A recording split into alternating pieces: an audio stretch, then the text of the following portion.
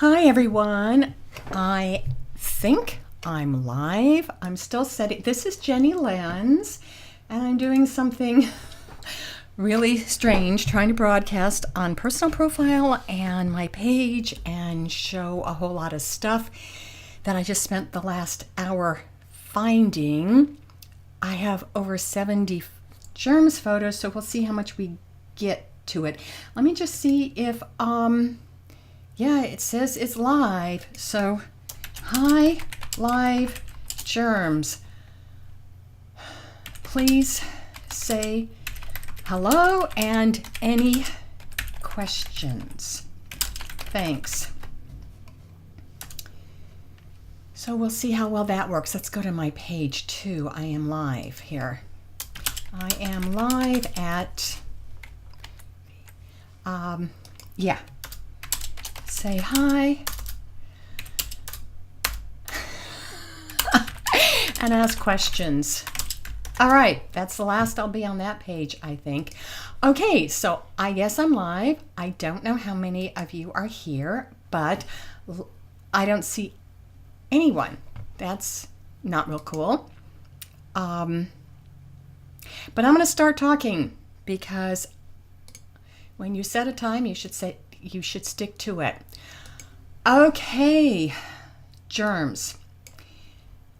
A pal asked me to talk about the germs, and she said, I know you don't like them, they're not your favorite or something, but I have a ton of stories. I'm fine with the germs other than I didn't like the music, that's all.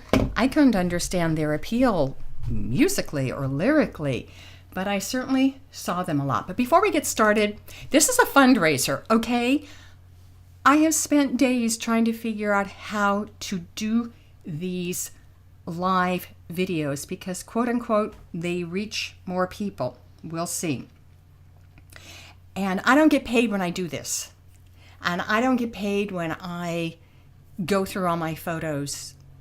And I need money, because I really want to share these stories and I really want to get more photos out into the world. I have spent 41 years, it'll be 42 this August, that I picked up a camera, and I need your support. So I have a sale at my photo store, and on my t-shirts, I only make about $10 a t-shirt, but I have a lot of cool LA punk t-shirts, including Germs, and there's more stories and smaller photos at punkpioneers.com, and my photo store is called photostore.punkpioneers.com, and you can donate money, even if it's $5. Every dollar counts. And I have my PayPal button on my punkpioneers.com site, or you can always find me here on Facebook. Now, I'm serious. Why should I work for free? I don't know any other photographer doing this. So come on, I really hate begging for money and running sales and all this stuff. I just want to share the photos, and I want to teach. I want to teach people how you can make this graphic and how you can make your images look really nice, because you'll see in this presentation, slideshow, whatever you want to call it, there's issues with photos. They're low-res scanned, or they were old bad scanners, and they need some work. These were professionally scanned, and it makes a difference. You have any idea how many tens of thousands of dollars and hundreds of thousands of hours I've spent?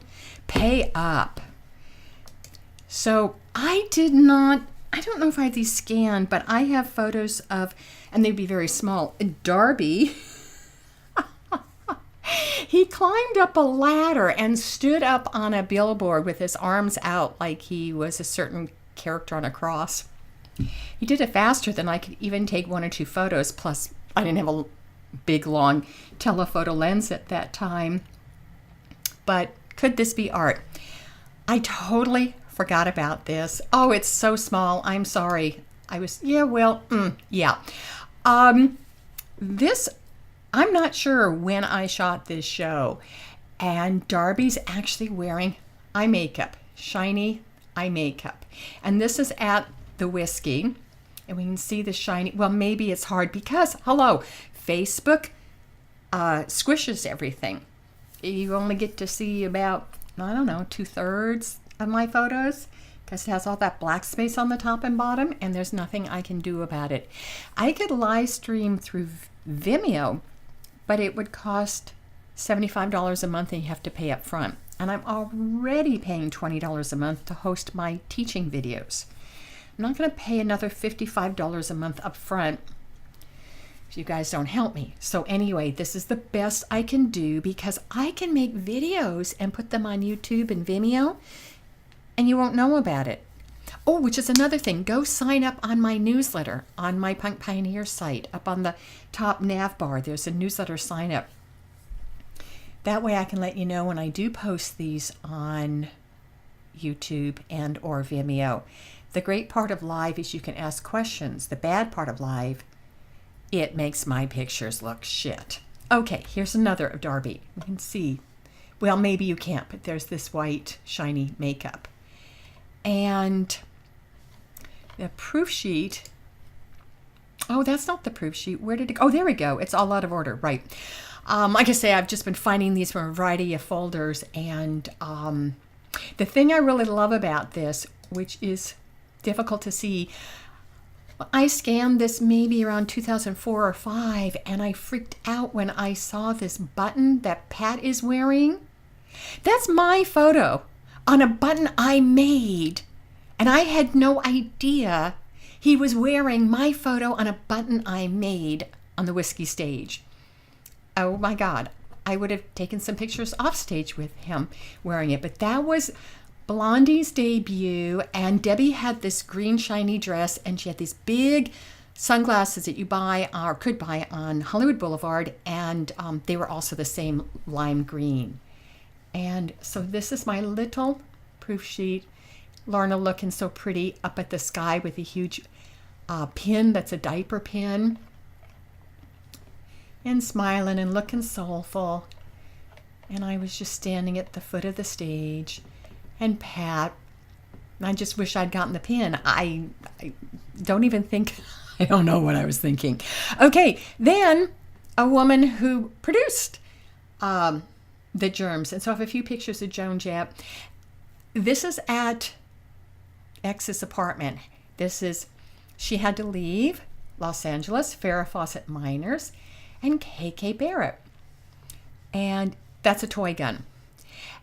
This, oh, it's so small. I'm so sorry. I can't do too much. Then that breaks apart. This is a party at the Screamers. And I don't understand this, but Pat is wearing on his right foot flip-flops and no socks or anything. And then on his left foot, shoe. And unfortunately, I cut off part of his face. Real smart. See, this camera was really hard to focus, and you pretty much had to focus in the center of whatever was really important. And I should have focused and moved the camera over, but I didn't. But I love this, the way that Lorna, she's leaning on Darby and smiling. I have a few pictures that are just so sweet of them together. And another Lorna that is so beautiful. This was at a party. I can't make it any bigger, I'm sorry, with Robbie Poshboy. And she just looks so pretty there. But there aren't any of Darby, just Lorna there. So that's that. And oh, I liked this because this was at the apartment, X's apartment, and Exene is smiling, holding I don't know what in her hands. She wore these hot pink tights and these silver go-go space age boots and this checkered, black and white checkerboard top. And I have color pictures of her, but not here. And a fun one of Joan Jett and Farrah Fawcett Minor.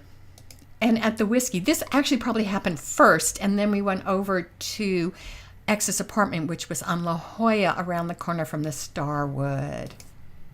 I love that. So this had to be after April, because April 1st, the Runaways opened for Cheap Trick. No, try it again. Oh, I washed my mouth out with soap. Cheap Trick opened for the Runaways, and I know that, but all I could think when I was saying that was that I had seen Cheap Trick earlier in March. And while I was thinking that, I did the lineup backwards. See, this is why I don't like live. Slap, slap. Cherie Curry told me in no uncertain words, about a decade ago. We were at a photo opening for Brad Elterman. She said, "No, Jenny, Cheap Trick opened for us." Yeah, I got it, Cherie. I'm sorry. Just don't think about two things at once. Alrighty, so then Pleasant called in June and she wanted Slash to interview and run a story on the Germs, and Claude Kickboy Face said, "No, Pleasant, you write it." So she called me up and said, "We're coming over in 10 minutes. And these are just a couple of the images. It was during this time that Darby, faster than I could even realize it, he had gone up this ladder and on the billboard. So this was right outside of the Roxy. That's Lorna. And Darby crashed in the gutter.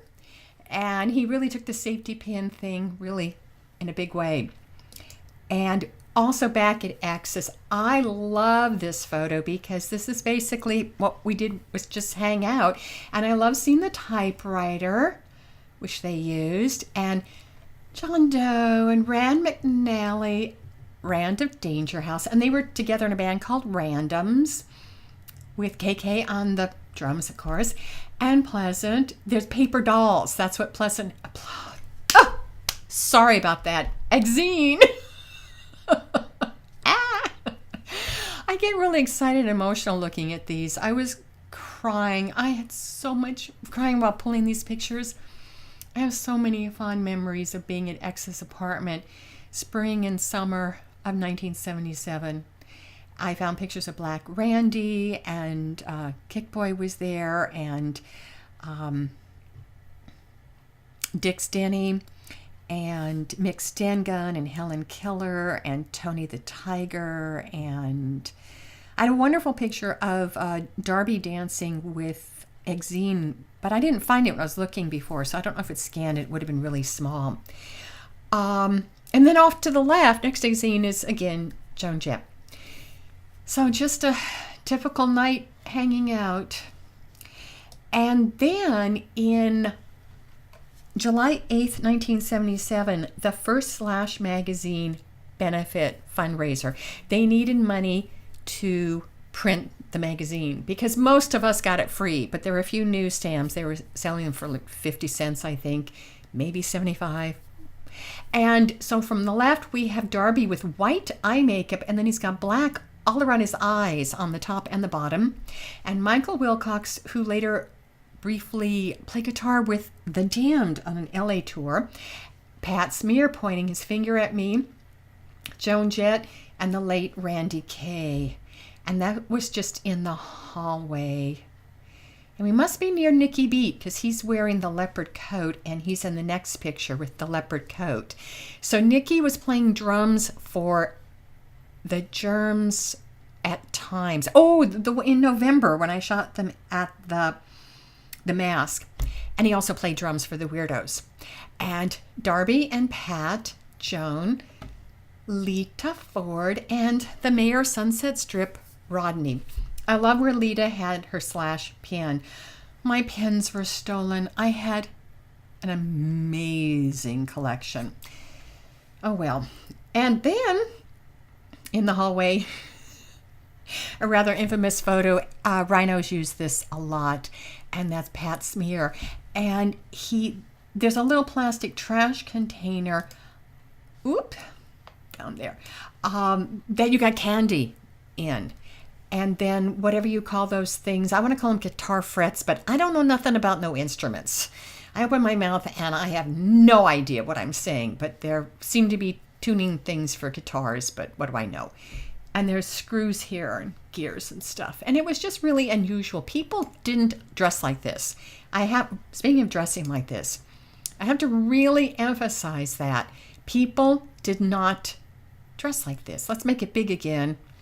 And this was the era of the satin jackets. Record companies had them, or giving them out, or like Dodgers and things. They were just these satin baseball jackets. And no, we've got Terry Graham, who played drum for the Bags and later the Gun Club, and Lorna Doom, who had gone to high school with Belinda, and they were very close, and she's in her raincoat. And people didn't wear boots in those times. And I asked Terry about 2004 or 5 why he put tape on his shoes, and he just shrugged. And then Belinda often talks about wearing her trash bag, and I don't know if anybody else ever photographed her with them. And then the fishnets. Women just didn't wear fishnet. Hookers wore fishnets then. So we've got Belinda, Helen, and Pleasant with their fishnets. And Pleasant also with, her little cowboy boots kind of. I don't know from fashion, so I may say the wrong words. And then, again, women didn't wear boots like this unless you're thinking Venus and furs and Velvet Underground and things. This was really new to bring this out into the public, a bunch of teenagers, while everybody else is wearing bell-bottoms. Yeah, 1977 August bell-bottoms. And whatever these are, loafers. And look at the colors. We're talking beige, blue, green. Beige, blue, green. Right. And we've got red on shoes and Belinda's belt and a thrift store Hawaiian shirt, and Pleasant's got her slash pin, and Belinda in her beret, and I just love that. And it was just a typical night out on the town.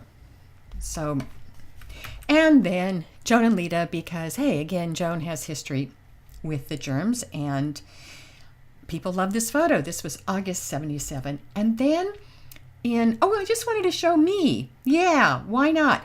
This was Farrah's goodbye party. So that was September 17th. I could look at the file, but I have it in my head. September 17th, 1977. Mary Rapp and Helen Keller, and we're going to see Helen later with Darby. And then on the 23rd of October, no, it says September. Oh, I'm glad I wrote that down. I always get that confused. So just a few days later, on the 23rd, was the punk fashion show. And Hal Negro, Helen, Trudy, Pleasant, Darby, Nikki, Alice, I think her name is Delphina, but I don't know, Lorna, Pat, Jenna, who was Pat's girlfriend at the time. And across the street is the Orpheum Theater. And I have a book. It's out of print now. You can spend way too much money at Amazon. I don't make a penny. Okay, people asked me that the other night. Yes, my book came out Earth Day 2008. I don't have any extra copies. My publisher didn't tell me they were dumping it. So when they sell them on Amazon, I'm not involved. But the publisher removed information from most of my photos and my essays, which breaks my heart more than I can say. And I said in this photo that the Orpheum was where the Germs debuted April 16th, 1977 for about 5 minutes. And at the punk fashion show, this was over in like 5 minutes and there was no light. So it was really hard to shoot. So I keep wanting to call him Paul.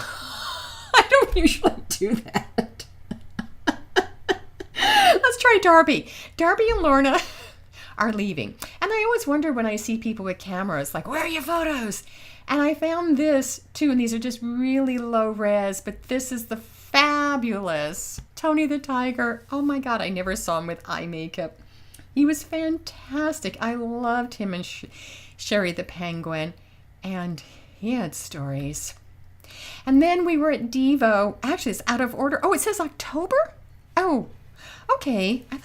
I know there was the Devo party in June, but maybe it was October. I spent a huge amount of time trying to date these pictures. Well, it's not easy. I love this. Happiness at Sears is Helen serving you. I don't know. Was she ever working at Sears? So on the left, we've got Mary Rapp and Trudy and Helen, and then Pleasant in the center, and Darby with his paperclip necklace, and Craig Lee, who was what did he play, guitar or something? I have to look at my bags pictures. Or he wrote Violence Girl for Alice Baggs, and he was the first music critic for the LA Weekly, and he helped a lot of bands get started or get noticed in the 80s because Weekly came along, I don't know, 79 or 80. We lost Craig because of AIDS very early.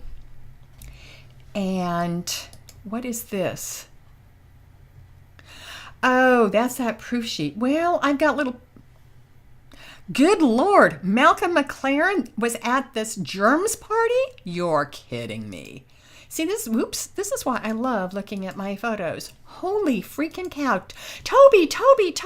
Hey, Toby Mamus. I don't know if he got this message. We're Facebook friends. Toby must have brought Malcolm, good Lord, to the Germs apartment. Oh my God. And that's Michelle. I don't know how you say your last name. I'm sorry. Ghaffari. Oh. And KK and Rand. Oh, and Tommy Gear and... Oh, there's Darby on the ground, but they're way too small to be able to see these. And Darby and Natasha and another Lorna. I have... Oh, another Darby. But let's look where I have... I have these over here. They're not dated quite correctly. So a lot of these are just really, really low res. And this is Darby with Michelle. I love their kitchen. It's so, lively. And very low res. Belinda, relaxing. And Lorna. And at that time, you didn't wear tights, period, or colored stockings or pantyhose unless you were a dancer on stage. And then with the socks and the open-toed sandals, this was not something people were doing. This was something we were doing. And particularly being in LA where it was warm and you could wear minimal clothing year-round. So I love that. Just got a Germs button. Just on all kinds of things. She's got a safety pin holding the tights together or stock pantyhose, whatever they are, and a leather jacket, and cut off her jeans with a bunch of pins. That was new. Okay, I want to go back. I skipped some because I saw that kitchen, and this looks incredibly early. Oh my God.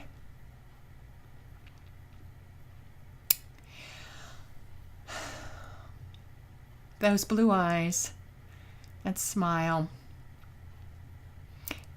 When I got my slides developed, I would drop them off at labs and pick them up the next day. I'd go after a show, if I were at the Whiskey or the Roxy or somewhere in my neighborhood, because I lived across the street from Tower Records, just around the corner from Orpheum Theater. I'd get in my car, or if I already were in Hollywood or somewhere, I'd go to two labs, and I went to the black and white lab across from Hollywood High. Brad Elterman, remember what it's called. I want to call it Richards, but I'm not sure. And then a variety of color. I remember Tom's Chroma, and I don't remember others. But the photo labs put the slides into little plastic holders without dates. If I had time, I could drop them off at Kodak. I bought prepaid film developers, slide developers, but that would take like 2 or 3 days. Not that I needed them in such a hurry, but that's just the way it worked out. So I don't know the dates of everything in color. So let's go to the Masque. I think a lot of you have seen that picture, or maybe this one. But let's start at the beginning. And this is just really low res because it was scanned really, really low, just due to the gear I had at the time. We're at the Masque. It's November 23rd. It's 1977. And he's wearing a Peter Frampton Comes Alive t-shirt. Because who was big at that time? Peter Frampton. And I just thought that was so funny with Pat in the back. And then Rhino Records has used this. Initially, the Farming album was released by Slash, and then Rhino re-released some Slash things, I guess, or they repackaged it. Somehow it's been in a couple of packages with Farming, and that's all I have to say. So this is the Masque, and the stage was maybe a foot or so off the ground, and I'm right next to the stage, and Pat is very seriously looking at his guitar. And somebody is lighting Darby's cigarette, and another of Pat. And yeah, that's where it says, Frampton comes alive. Ha ha. And Pat's wearing a slash pin. I wish I had my pin. Ha ha ha. And I know at some point somebody somehow he took the shirt off and there was a broken beer bottle, and that's where we see he cut up his chest and maybe took that cigarette that he was lighting and stuck it in his ear. And rather well known. I always think he's channeling Iggy here. We see he's wearing some kind of boots. It's very difficult to see that. And Lorna with a little pearl bracelet, and Nikki Beat being blonde in the background, and Marilyn Monroe. And people would bring in spray cans of paint and graffiti the walls. And before we leave that section, here's Lorna Doom on, oh, I'm missing a photo I wanted. Well, I showed it the other day about the mask. Yeah. She's wearing, I'm sure from the thrift store, a Beatles sweatshirt that she's covered that up with the word germs. Yeah, we can make that a little bigger. And what I also love about this picture is, anybody know who he is on the ground? Anyone? I suppose I should look at comments. Oh dear, where's the internet? That should be the internet. Oh, these should be a shirt. Okay. Yeah, I don't know if there'd be anything on my wall because it's not live there. So great. I have 3 people. That's okay. Hi Angie, of course, again, nice to see you. Leslie, yes, Leslie, it's Jeffrey. Jeffrey Lee Pierce, perfect time to join. You answered it. And Mishi, hi, I haven't heard from you in a while. Okay, I'm gonna get this off the screen because that's the hard part, is it totally messes up the screen. And then it makes it really hard to be interactive. But yes, that's Jeffrey Lee Pierce. And when I was showing the Masque the other day, I showed a picture of Jeffrey at Bump Records with Debbie Harry and the Weirdos, and told a story about Gun Club, and Chris and Debbie wrote a song about them. Or him. So let's see, where are we? And yeah, we're actually almost at the end. I have a ton more photos, but I was trying to find something that didn't look like too much crap. So the Masque, and I showed this the other night of Penelope Houston and Danny Furious coming up the stairs to the exit. It was closed because we had one stairs that went up and down. So we had a Masque benefit February 24th and 25th, 1978. And this is the 24th, and I know because in my other room I have a blow up of this, all the lineup and the schedule of the bands that played that first year at the Masque, which I have to find in the computer and bring in this room, because I refer to it all the time, like 24th, 25th, I never can remember. But I love this photo. Nobody ever buys it, but I love it. I love Lorna has pretty red and blue eyeshadow, and she's looking so soulful. And this was near Valentine's Day, and there still were Valentine's decorations throughout the Elks Lodge. And Darby's hand is on her shoulder, and I last spoke to Lorna when What We Do Is Secret was released, which was a travesty. I gave them a ton of photos on CD for clothing references, and also what it looked like at the clubs. And the filming of the Starwood was wrong. Whiskey. I was there for that filming, and that was awful. 2005, July 20th. It was my birthday, my 55th birthday. They're filming the Germs at the Whiskey with the silvery background that was only there in the spring of 77, a leftover from Glam. And so there was a live performance. Keith Morris was amazing. amazing performing, and it was like 120 degrees in there. So I went outside, and there was a sofa, and this is someplace in Hollywood. I don't know where. I can visualize it, but I don't know where I was. And Lorna was there, and I said, I wish the film showed the fondness, the warmth, the friendship the two of you had for each other. And she softly said yes and nodded her head. And that was it. Lorna never spoke a lot to me. And that's okay, But I have this beautiful black and white that I'm not sure what roll of film it's on, and it'd be low res anyway. Oh, I bet I know now. I bet it was Arthur J's March 5th, because they were outside the whiskey, and it was that night. Arthur J and the Gold Cup, which was a Masque production, and they're leaning on the parking meter. No, there was either a parking meter or a pole outside, and the way they were looking at each other and their body language, you would think they were lovers, but they weren't. But it was just so sweet, like brother and sister. That's what I told her too. I said it was just this beautiful friendship and love. I give a hoot for you. Okay, so and then this, which I really love, the blue in his hair. And when I've printed this, I've cleaned up the scratch. But like I say, I had to find all these photos in about 40 minutes. That's what I teach. If you have a lot of photos, or you're involved with any kind of imagery for web design, or you're digging up old photos, or you collect clip art, or you take photos with your camera, or whatever, the program that I'm using is called Lightroom, Adobe Lightroom. And it's amazing, and it helps me keep things in order and do all kinds of work. The photos that you see with watermarks and all these galleries. I have a Lightroom class, and it's not expensive. Somebody told me she had no money. I go, please. I'm selling all 6 classes for the price most people sell one. For the two reasons. I know you don't have a lot of money, and I'm just starting out.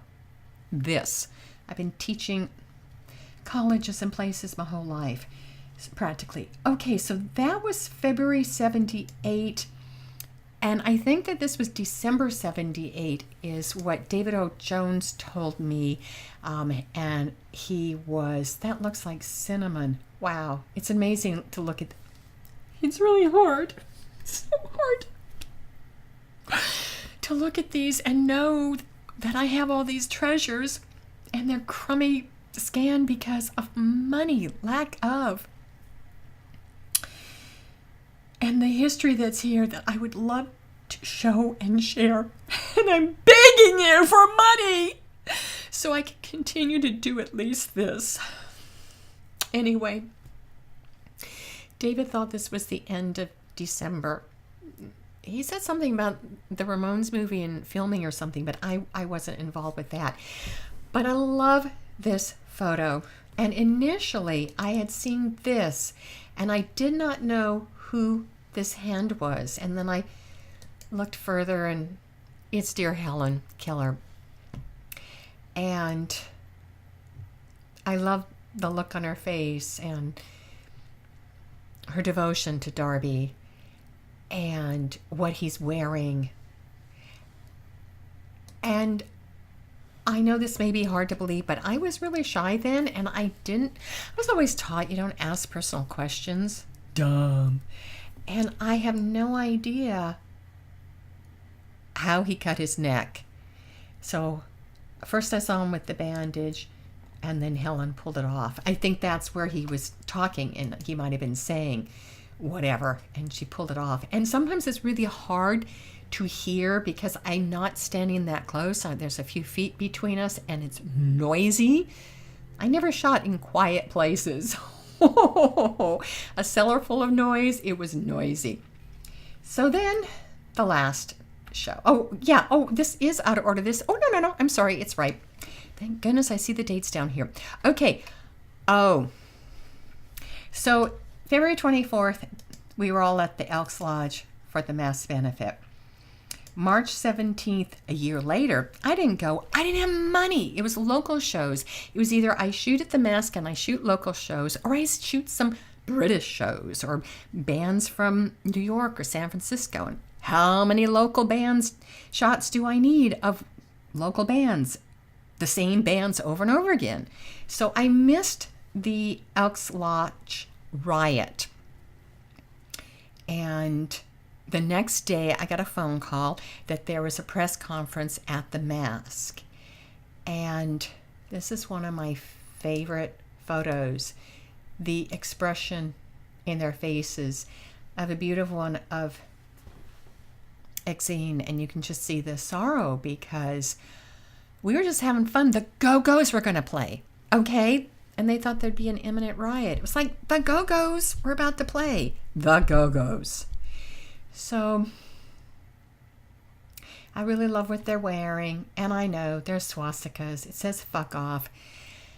You know, Malcolm McLaren put a swastika on Johnny Rotten's shirt, which was on the cover of a lot of magazines and things. I thought Rolling Stone, but I'm not sure. I have a lot of tear sheets. I would tear things up. Some full magazines like Slash and some certainly New York Rocker and Backdoor Man and Lobotomy and many others. I didn't touch them, but Cream and some others I just couldn't keep. And Rolling Stone, you know, I didn't want to keep articles about the Eagles and Linda Ronstadt. But I found out a few years ago that Malcolm McLaren was Jewish and he was bar mitzvahed. And he was always pushing buttons. So, you know, a few of us punks wore swastikas, but we were not Nazis. And anybody who knows me on Facebook might know, fuck off is one of my favorite words. Okay. So if anybody gets offended, you are on the wrong place. I'm not going to apologize for what we did in punk. And then the Germs armband, I was really surprised to find one in my drawer. Like, where'd I get a Germs armband? Okay. So then the last time I shot them, not quite. I see some later. Okay. Live. This was at Hope Street Hall, December 14th, 1979. And I actually helped produce this show. David Ferguson of CD Presents produced it. I never got my money back. I don't want to talk about Ferguson and all the adventures then and then around 2006. But if you come across him, he's supposed to be dead. So dead man can't sue, right? Plus, if we had Facebook 2006, he would have gotten away with the shit he got away with. Ripped me off. Put my archive on a long life support barely. It was awful. So we see Lorna over here. Very hard to see her. I'm sorry I didn't shoot her much because she was away from me, but she has dark hair. And most of the fans are from the South Bay, and I don't know many of them. But I love this because it's so typical. You know, he's drinking beer on stage. And if you've seen Decline of Western Civilization, the first, you hear him say, I can't begin to imitate the way he said it, but he says, does anyone have a beer? Let me go quickly see if there's any questions too. This is I see. I love what you're saying. Thank you, Leslie, but I don't know which photo you're talking about. This is a really good one. So, oh, I just don't know. Hi, Johnny Alvarado. I saw you the other time and I didn't say hello. Sorry. Okay. So let's keep going on that. What's the next one after? And yes, these look rather blue because, hey, scanners and sometimes cameras and lighting. And it could be fixed with a decent scan, but that's what we got. I had a shot in Italian Rolling Stone that I never got paid for. This is why I tell people, tell me everything before I take the time to send you pictures. I needed to get a letter from the United States government proving that I was paying taxes before Rolling Stone Italy would pay me. Fuck that shit. So I never got paid, but they needed a photo of his tattoo. And it's not amongst the high res because it was more clearly seen. And this is Bill Bartell. I've got another one of him. Then this is, oh, it's so fuzzy. It's so small. Oh, forget it.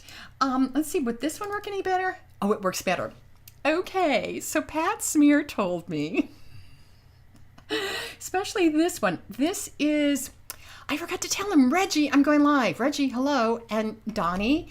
And this was a guy from, I want to say Dennis, Social D or something. I don't know. Somebody told me. I could be wrong. Don't sue me. Tony the Tiger and John Valium. Oh my God. John and Reggie and I, we had so much fun. Oh, well, let's see a better one. No. Oh, maybe, yeah. Oh. Who's this with the camera and where are your pictures? All I can say is to all the people that I see with cameras in the Masque audience, like live videos or photos, or I see them at the whiskey, or I see them here, it's like, it's like, I just want to say, where are your photos? I don't know. Well, Donnie. Oh, Donnie was fun. I remember when he seemed to be about 15 or 16, and there was this drug that I guess was like a precursor to ecstasy, MDA, I think. And he told me, he goes, oh, Jenny, it's like sticking your finger in the electrical socket and then his whole body just jerked around, like the way you see that in cartoons where they got all the ziggy-zaggy lines around the character, you know? Boop, boop, boop, boop. Yeah, he knew how to live. He died young, but wow. He was fun. And Reggie. And John Valium. So John and Reggie, oh my God.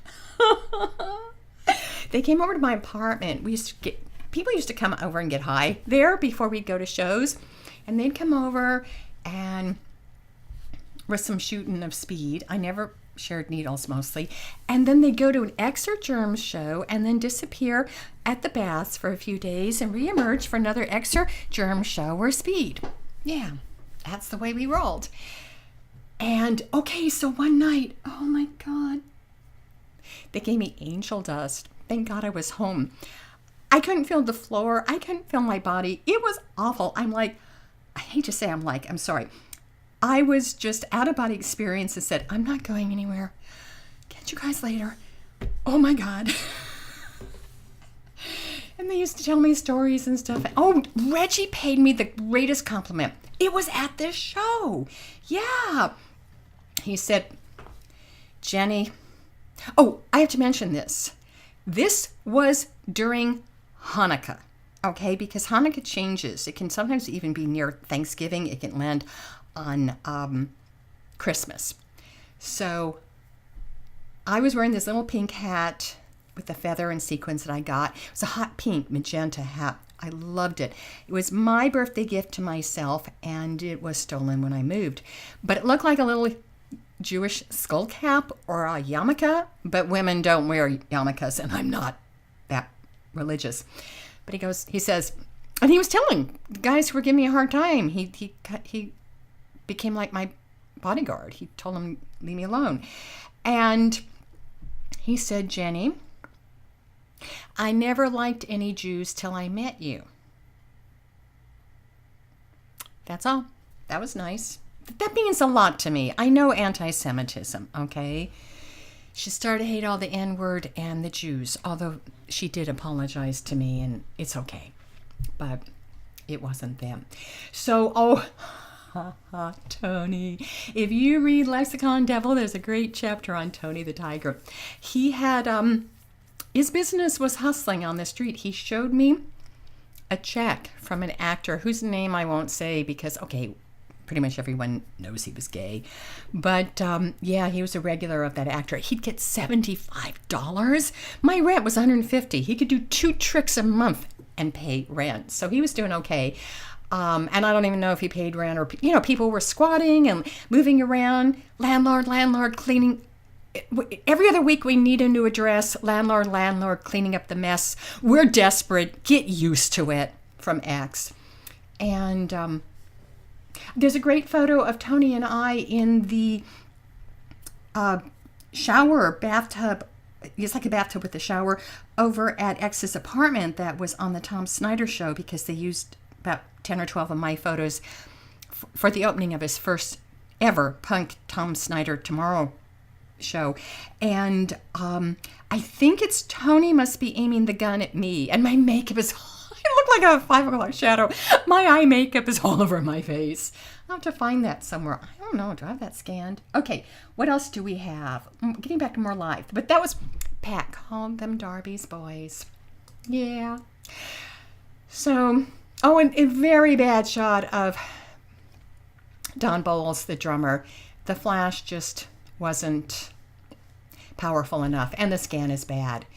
But we see Reggie Mental and Darby and Pat, and we see that Darby's really bloated from all that drinking. He's not that skinny little boy that he was in 77, and this is the end of 79. And another. Pat has such cute dimples. And more of the audience, and you can more clearly see Bill Bartell, who was such a good punk fan, although he's a good friend to me too. This is such a low res, he was screaming. I'm really glad that I was able to provide him with some photos before he passed. I had no idea he was so sick. I believe he died of diabetes. He just never talked about it. So I need to drink. This is thirsty. Herbal tea. I need a drink.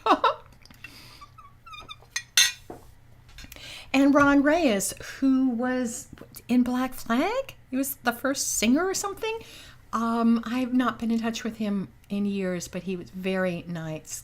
I say that about nice because there are people who diss me and slander me and rip me off and talk bad behind me now, and people in the past who weren't exactly friendly, and I didn't expect it. I don't have complaints other than defamation is serious. Stealing my photos and passing them off as yours, or not using them, or not crediting them, or not paying me, that's serious, okay? You talk about my punk archive, my reputation, and my photos. That means more to me whether or not you're nice or mean. But the people who were nice, I remember that he was kind. And when we reconnected a few years ago, and another Pat, also smiling without his shoes. And Darby. And he's got some blue in his hair. And he has a deep purple. We were using crazy color from England. My hair was a little bit more red than this. The aubergine and the purple, I dyed my hair, and we all did, and didn't last very long for me, but I did it myself. I had no idea that Connie Clarksville was a hairstylist. Connie, if I had known that, would have been different. Wouldn't have ruined my hair bleaching my dark, naturally curly hair, which is already dry. Oh, it was difficult. And then there's Gary Hurstis, who is not very nice. He was so snobby. You think you walk on water and your you-know-what doesn't smell. He was a sound guy. La-da-da. Okay. Then I had created actually 3 collages years ago, and they're dated. I have 77, 78, and this is 79, 80. And it prints nicely, but this is just a low-res version of it. And see a few photos. I didn't pull this one out. That must be somewhere else. And then, I'm not sure. This looks like a lot younger because he's so skinny and little. It was at a party. Anybody have any idea? That was all taken the same night. He's wearing the same thing on his jacket. That's how I can date my pictures. Other than me, most everybody always looked different all the time. I had no money or time for clothes. I just wore a few clothes, thrift store or something I made. Whereas with others, it was always, always different. Keep surfing. His buttons. I am an enemy of the state. And this says the enemy as well. I had a cross and skull bones. It looked just like what's on his collar. Got stolen all my jewelry. His iron cross. But how reflective. Darby was a great person to photograph. I was just too shy to ever say, let's go pose. Didn't have money. Had to include this woman. If you know Darby's story, and if you've looked at Lexicon Devil, I pulled this out and got it printed to send for the book. It had never been published before or since. This was the goodbye party for the Go-Go's, which I think was April of 80, March, April. And we were at the Hotel Elaine across the street from that grocery store on there's Fountain, there's Franklin. Fountain, what was that? North-South Street. I don't know. I always get confused. I always have to stop to think, which comes first? La Cienega or Fairfax? Except I pretty much know La Cienega comes first.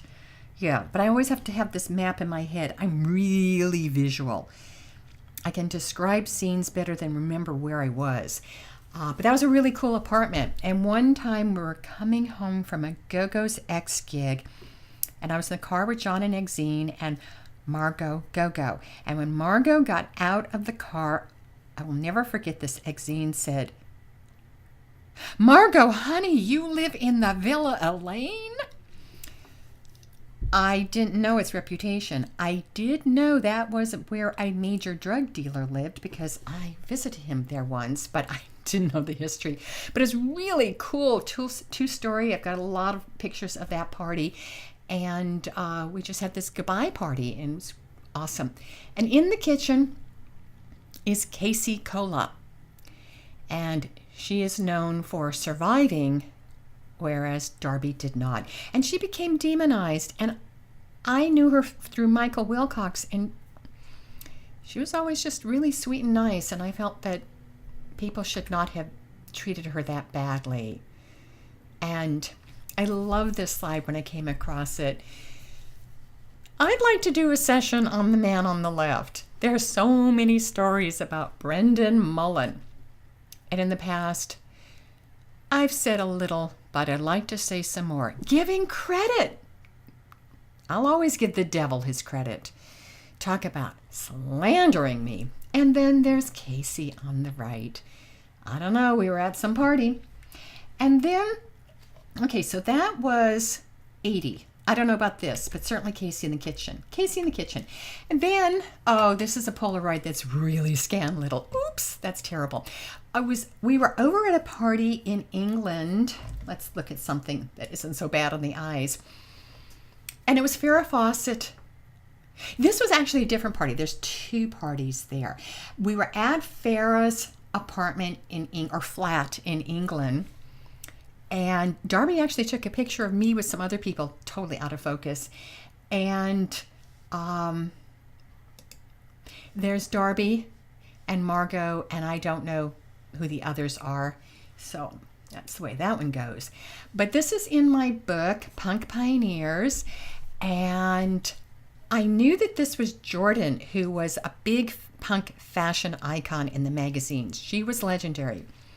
And when I found the slide years later putting together the book, I thought it was interesting the way Darby is looking at the blonde. And I'm thinking, she's so pretty, but somehow she's familiar, but who is she? So after the book's published, a friend of mine says she's the actress Amanda Donahue.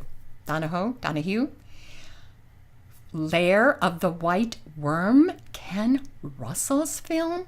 Oh my gosh. Well, so I didn't have that in the book because I didn't know who she was. But she was a big punk fan. I didn't know. What do I know about England? It was an interesting time. I was over there. I was exhausted because I was getting off of many months of doing a lot of speed. So I slept a lot. And it's amazing. I took great Clash. That's when I came alive. When the Clash were on stage, man, I was rock and rolling. But the rest of the time it was tough. And this was also at the party. And then there's that picture, which is I missed, of him looking a wee bit out of it. And that's it. Yeah. Okay, that's perfect. I wanted to finish within the hour. So let's go see if there's any questions. But this is a brief hour of some of my Darby Crash photos and memories with a little bit of Pat Smear and Lorna and my main reason for photographing Darby was the people around him. We were a small little group and we dressed very inventively, and I love fashion, and I have been following it my whole life in fashion magazines and movies and costume books and clip art books and things, and that's how I became associated with the Germs.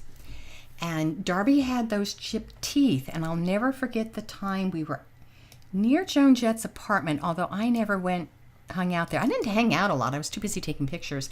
But you have the Whiskey, okay, and that's on the northwest corner of Sunset Boulevard, and on the north it's Clark, and on the south it's San Vicente. So across the street going south was a gas station, and next to that, I believe, was Joan Jett's apartment. Then if you cross the street going east on the south side, that was Licorice Pizza, which, oh, I didn't show those. That was part of my original official photos. Really cool photos inside of Licorice Pizza, yeah. And then across the street from that, I don't know. I have no recollection of that. But so we're on the corner by the gas station. And Darby's talking to me, and he has these chipped teeth, and he's drunk as usual, and he's spitting because just coming out through his teeth. So I would just move a little bit away, and then he'd move a little bit closer. Then I'd move a little bit away, and he'd move a little bit closer. And I didn't have the nerve to say, Darby, you're spitting at me. Because it wasn't on purpose. But I didn't have a lot of use for him. And when I read Lexicon Devil, I was horrified. In fact, in the mid-90s, Michelle got hold of me, along with Douglas Kavanaugh, she was doing a book, and they interviewed me. And I've been trying to get that tape for 23 years or something, the audio tape, where Douglas told me this story, because I don't remember all I said 23 years ago about Darby. But I know my reaction about this. He asked if Darby ever tried to control my mind or play head games with me and something like that. And I looked at Douglas and I said, what? Darby? Try to do mind games on me? No. No. What are you talking about? Some people have. David Ferguson certainly has. But no, not Darby. And Alice Bagg talks about that she talked to Darby about Nietzsche and other philosophers. I didn't go there. Again, it was hard. I was always standing a few feet away taking photos, and when I wasn't doing that, I was in the dark room or sending pictures out or looking at magazines at the newsstands to see what got published, because nobody paid me or sent me magazines, or who looked really cool to publish, who to photograph, who was going to come into town. And when I read Lexicon Devil, and I've read it twice, and we got the neutron bomb twice, but Lexicon Devil is really good because of Adam Parfrey. Thank you, Adam. It's well written, tells the story well, and it was a side of Darby I've never seen, but I'm not surprised, into his mind control and things and whatnot, and that he would not have gotten very far with me. He just, it was pretty obvious. I just was busy taking pictures and stuff, and I didn't find him talented. I don't understand his lyrics. I read it and I go, mamamo. I don't know what it's about. I don't get it. And I'm really glad that other people do. And I am really glad that he has a legacy. It's just tragic that he felt that the way to be remembered was to kill himself. And that's interesting. Okay, let's go back. There we go. The full frame. So I thank him for the memories and all that stuff. But he was just part of the scene. And where my cool friends went with the cool clothes and stuff, I went. I have a lot more stories to tell and a lot more photos, like the people who hung out at X's apartment and the Screamers, or, oh my God, the Screamers photos I have are to die for, as well as Clash and Blondie and even my Patti Smith and certainly X and Go-Go's and a lot more. So go to punkpioneers.com and you'll see a lot of photos and a lot of groups, and tell me who you want me to talk about. And you can donate money at mypunkpioneers.com. It also has links to my photo store. And I have a sale now and my merch. And I'm also teaching how to use programs like this and do what I'm doing. And it's really hard to teach yourself how to do this. And I love teaching. I've been doing it a long time. And if you really love this stuff, you will tell people and send them here, because Facebook is no longer pushing information out. You have to pay to play, and it's killing a lot of small businesses. And I'm not sure how the future here. The future is unwritten. So with that, my final look-see and see if there's any questions. Oh, we were quiet and listening. Hi, Angie. Pat looks better with dark hair. Okay. Hi, Kent. Yeah, they are so adorable. Yeah, the one with the team jacket. I'm not sure exactly, Leslie, which one you mean about that, because I know that, let's go to the grid. Helen was wearing something, but I thought that was Darby was wearing that. Okay. Helen Darby. Oh, I missed one that I love. Oh, that team jacket. Whoops. That team jacket. Oh, I'm going to close with one I missed because these are not in the correct order. I didn't have time. I spent a bunch of time grabbing what I could, and it takes a long time to renumber them and stuff. Okay, this is January 17th, 1978. That was the last official night that the Masque was open. And I got a phone call to come on down. And being January and down in the basement, it was cold. And so you actually see people not wearing punk clothes, because when there's a whole lot of bodies there and we're all dancing and moving around, it gets hot. That's why we could wear such minimal clothes. I don't even know how I walked home at night from the whiskey to my home, because I wore just a very light little dress and sometimes these really lightweight vintage kimonos that just came down above my knees, mostly because they had pockets on each side, like near my legs in the front, and a little sleeve and a little decoration more than that one little black dress I wore all the time. But I really love this because it shows Darby looking like just the kid he was, yawning. Darby was not high energy. Lots of photos of him leaning on the park meter. No, leaning on the stage when the Screamers played or something. And I just thought that was so sweet. And I wish I'd shot this better because Lorna's wearing sandals and you see her toes, which look like they might have nail polish on them. And I love it. Even though she's hiding her face, it looks like she's smiling in her beautiful blue eyes. And it's time to say goodnight. Good night, Darby and Lorna and Pat. And I know there was Don, but I didn't really know him. But every band has to have a drummer. So thank you, especially if it's punk. Thank you all for the memory. And thank you all for being here while I tell these stories. I have to go. It gets a little emotional. Okay, thank you and good night. Bye now.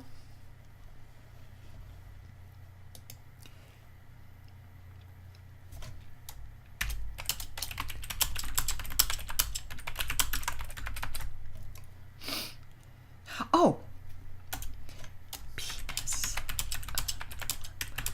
Sign up for my newsletter. I forgot to say that on punkpioneers.com. Yeah, and also like this page so you get notices. And then thanks. Okay, and let's do this. Let's go to punkpioneers.com. After I say goodbye, I always do this. Okay, newsletter. There we go. I should put them on my shortcuts on the top, but yeah. So I have a newsletter at punkpioneers.com. It's right up here in the menu bar. That's me. The Screamers, Joan and Lita, Blondie, Patty, and Keith Richards, because hello, why not? Okay, let's go finish this. Thank you so much.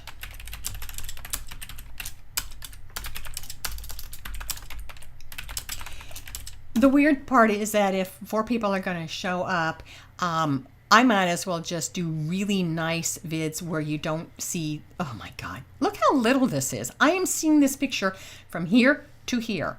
That's why I want the newsletter, so I can send you to videos I've recorded that you can see the whole pictures. Oh, actually, I did. I think if this works out, I recorded it, but who wants to watch it again? I don't. But anyway, hi, Jacob. Darby without hair reminds you of Henry Rollins. Good one. Okay. Alrighty. So thank you, everybody who's here. Angie and Johnny and Mishy and Leslie and Angie. You guys are my regulars. Really. Thank you. And Jacob. Hi. And thank you. Okay. It's Friday the 13th. Watch out for black cats and don't walk under ladders. I'd rather end up smiling than crying. Bye now.